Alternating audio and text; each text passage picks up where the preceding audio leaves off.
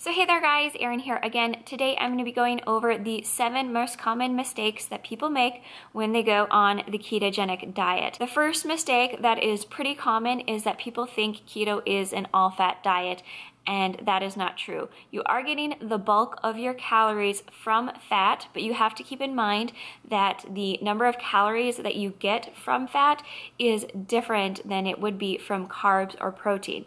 For each gram of carbs that you get 4 calories. For each gram of protein, you get 4 calories. And for each gram of fat, you get 9 calories.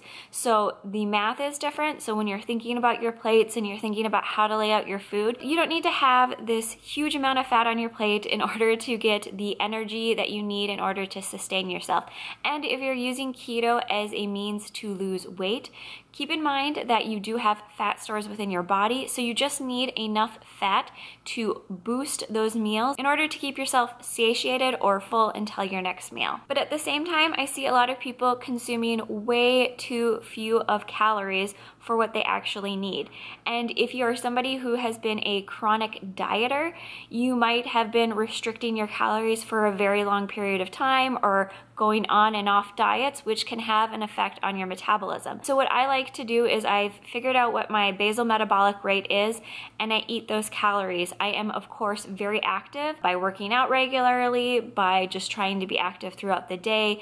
I am somebody that does have a desk job, and so I do calculate my BMR based on the fact that I do have a desk job, but I do encourage my body to be more active. And by doing that, I do naturally create a deficit, but I'm eating enough calories in order to cover my basic needs of my body. So that way my body is never feeling like it's going into starvation mode. So you always want to make sure that you're eating enough in order to not have your body feel like it's going into any kind of starvation mode, but not too much in order for you to not be in a slight deficit. It's kind of finding that balance between these are the amount of calories that your body needs you to have in order for it to not freak out, and then finding the balance between these are the amount of calories that you're actually burning in a day. The other thing that people have a tendency not to do is drink enough water.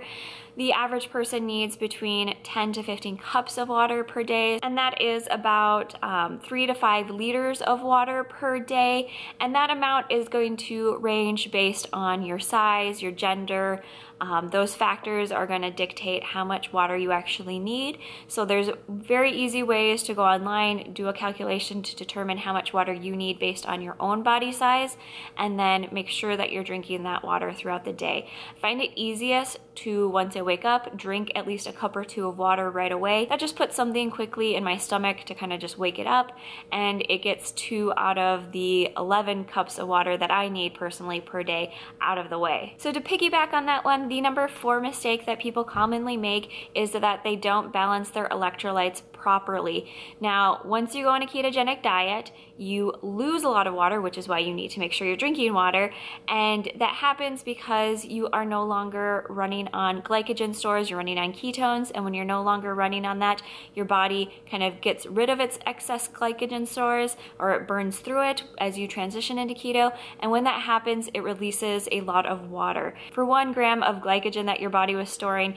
you were storing on average about 3 grams of water, and that is why when people switch to keto, they'll usually see like a 5-pound, 10-pound weight loss in their first week. That is all those excess water stores going away, and when that happens, your body releases a number of electrolytes, specifically potassium, magnesium, and sodium.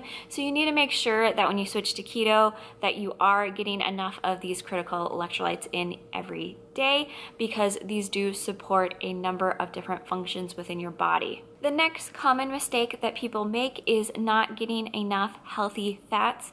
The best healthy fats on keto are going to be things like the fat that you get from animals, so butter, lard, and then the animal fat that's within a meat or a protein. And then from there, it's also going to be your avocado oil, your coconut oil, your olive oil. Those are all great sources. The number one issue, or the number one sneaky area for fat to be bad is usually from salad dressings or mayonnaise that contain things like vegetable, canola, or soybean oil. Soybean oil is, I mean, everyone I think knows that vegetable oil and canola oil, you should generally try to stay away from those.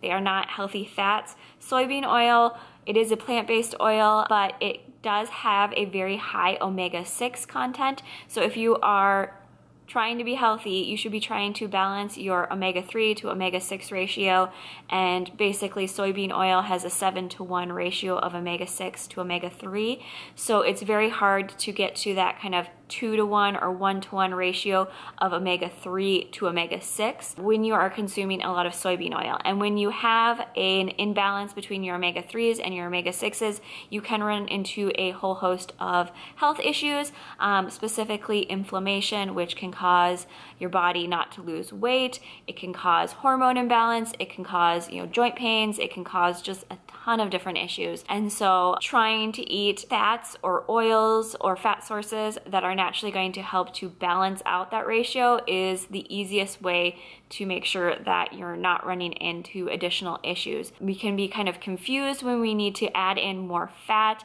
and we can end up adding it in from bad fat sources. So the sixth mistake that people make is thinking that they need things like exogenous ketones in order to be in ketosis or in order to burn more fat. You don't need these. They're a waste of your money. Anybody that's trying to sell you these is just really looking at you as a dollar sign. They're not looking at you as somebody that needs help getting towards being healthy.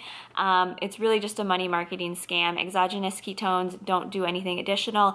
In fact, they're usually used to combat bad eating habits. So if you've got your diet on point, you're eating a good, healthy, ketogenic diet, you're going to be in ketosis, your body's going to be making ketones, it's not going to need you to supplement extra ketones in there. And in fact, having excess ketones or having higher ketone levels doesn't really do anything additional for your body, it's just higher ketones within your body. Your body will produce and use as much ketones as it naturally needs in order for it to have the energy that it needs to get through the day. So if you have a lower ketone level, that doesn't really matter. It just means that your body doesn't need a lot of ketones in order to get through whatever it's doing. If you have a higher ketone level, that just means your body needed more ketones to get through whatever it was doing. And so you really don't need to supplement in or add in extra ketones if your body is naturally in ketosis and it's naturally doing its own thing. Save your money, spend it on, new clothes, spend it on better, higher quality ingredients and foods. You don't need to spend it on ketone supplementation. The last mistake that people have a tendency to make is eating a lot of processed keto foods. And there's a lot of great ones out there. They're tasty, but what they end up doing is they can have sneaky carbs in them. They can calculate carbs a little bit differently. They can put in food additives that can have an effect on ketosis.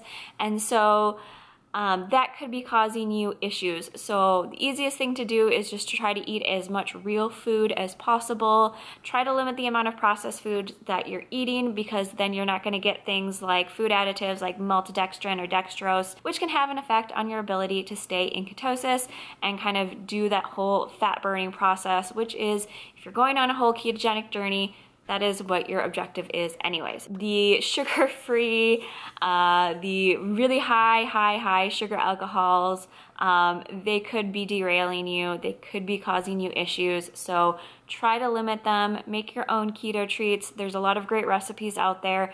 There's a lot of great ways to go about satisfying a sweet tooth without having to have all those additional kind of things that could be derailing you. So those are my 7 mistakes that I think people commonly make when they go on a ketogenic diet journey. Some of them are kind of generic and you've probably heard them a million times. And when you're hearing something over and over again, it's because people really want you to know that that could be a potential issue. So you need to make sure that you're not doing that in order to make sure that you're being healthy and that you're taking care of yourself when you're going on keto. So I hope you guys found this video informative and that it helps you out as you go forward on your own ketogenic journey. Just some things to keep in mind so that way you're staying healthy and that you're reaching your goals on keto.